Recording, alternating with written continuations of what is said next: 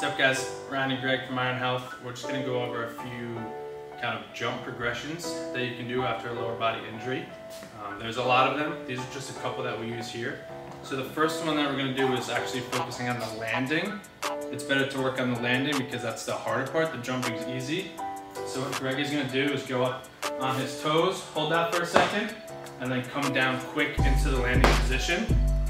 A lot of times athletes are told to land soft or land quiet. That's okay early on, but if you try to land quiet or soft in a game, you're just going to get shoved to the ground. So what I like to teach them is to go up and either find the ground, or I tell them to own it so that they can find it, feel stable, and then be able to move from there. The next one is again focused on landing. All Greg is going to do is just step off and land. Nice and simple. We're not going to worry too much about the knee position. We shouldn't have to, at least. That should have been addressed during the more strengthening phase, during any of the squats. After that, what we're going to do is now we're going to jump. We're going to jump onto a small box.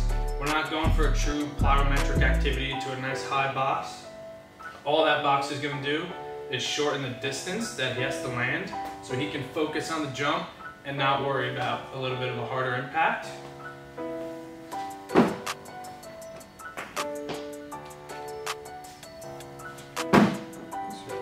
Simple. The next one, we're going to kind of combine them. So now he's going to start on top of the box. He's going to drop down so that when he lands, he can kind of preload everything, and then he's going to jump up from there.